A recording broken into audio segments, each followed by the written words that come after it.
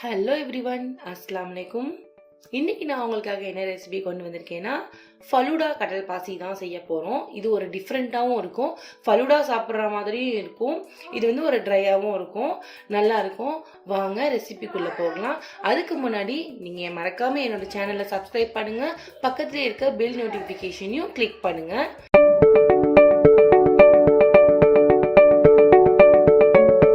இதுக்கு ஒரு 1/2 லிட்டர் பாலை நாம் நல்லா காய்ச்சி எடுத்துக்கலாம். அடுத்து ஒரு பேனில் கொஞ்சம் தண்ணி வச்சுக்கிட்டு, தண்ணி சூடானதும் அதில் சேமியா சேருங்க. தண்ணி கொதிச்சிருச்சு, இதில் நாம் சேமியா போட்டுக்கலாம். ஜஸ்ட் ஒரு 2லேருந்து ஒரு 3 ஸ்பூன் சேமியா போட்டுட்டா போதும். சேமியா வந்து நல்லா வேகட்டும். சேமியா வந்து வெந்துருச்சு. இப்போ நம்ம இதை ஒரு பவுலில் ஷிஃப்ட் பண்ணிக்கலாம். அடுத்தது ஒரு கப்பு தண்ணி எடுத்துக்கோங்க. இப்போ நாம் இதை வந்து கடல் பாசி காய்ச்சிடலாம். இது என்னன்னு பார்த்தீங்கன்னா, நான் வந்து கடல் பாசியை பவுட்ரு பண்ணி வச்சுருக்கேன். இதை வந்து ஊற வைக்க தேவையில்லை, சீக்கிரமாகவே வந்து தண்ணியில் வந்து டிசால்வ் ஆகிடுது, வெந்துடுது சீக்கிரமாகவும். இந்த கடல் பாசியை நான் வந்து நீங்களும் இதை கண்டிப்பாக ட்ரை பண்ணி பாருங்கள். நல்லா ட்ரை மிக்சியில் போட்டு நல்லா இந்த மாதிரி கிரைண்ட் பண்ணி வச்சுக்கிட்டிங்கன்னா ரொம்ப வசதியாக இருக்குது. ஒரு குட்டி டப்பாவில் நம்ம ஸ்டோர் பண்ணி வச்சுக்கிற மாதிரி இருக்குது. 1 டம்ளர் தண்ணிக்கு 1 ஸ்பூன் கடல் பாசி போடுறேன். கடல் பாசியை நம்ம ஆட் பண்ணி வச்சுதில் அடுத்தது இது நல்லா நம்ம வந்து டிசால்வ் ஆகட்டும், நல்லா ஃபுல்லாக வேகட்டும். கொஞ்சம் சீக்கிரமாகவே வெந்துடுது. இது நல்லா கொதிக்க ஆரம்பிச்சிருச்சு. யூஸ்வலான டைமை விடையே கொஞ்சம் சீக்கிரமாகவே இந்த பொடிச்சு வச்ச கடல் பாசி வந்து டிசால்வ் ஆயிடுச்சு. அடுத்தது ஒரு 2 ஸ்பூன் அளவுக்கு சப்ஜா சீட்ஸை வந்து ஊற வச்சு வச்சுக்கோங்க. இதை நான் நிறைய தான் ஊற வச்சு வச்சுருக்கேன்.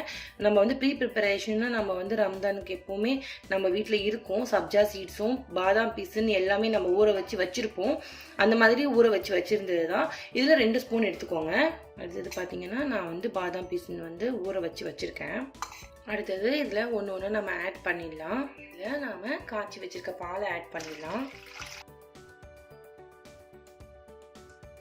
அடுத்தது இதுக்கு தேவையான அளவு சுகர் ஆட் பண்ணிக்கலாம்.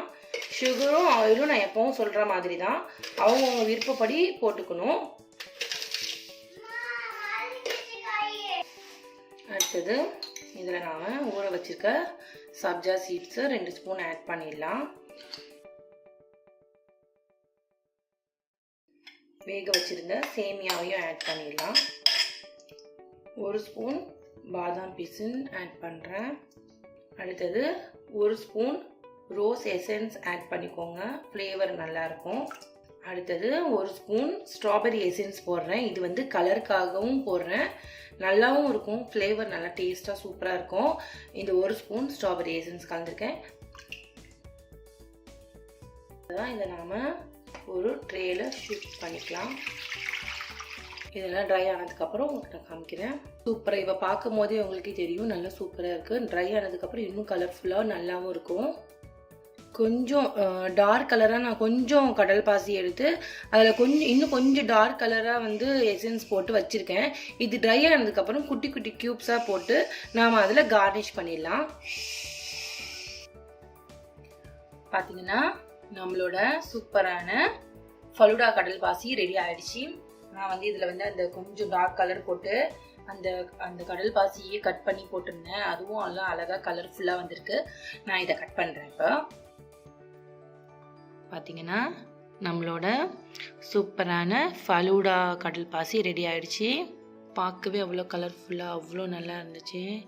டேஸ்ட்டும் ரொம்பவே நல்லா இருந்துச்சு. பசங்களுக்குலாம் ரொம்ப பிடிக்கும். கண்டிப்பாக இதை நீங்கள் ட்ரை பண்ணி பாருங்கள். உங்கள் ஃபீட்பேக் எனக்கு சொல்லுங்கள். மறக்காமல் என்னோடய சேனலுக்கு சப்ஸ்கிரைப் பண்ணுங்கள். தேங்க்ஸ் ஃபார் வாட்சிங்.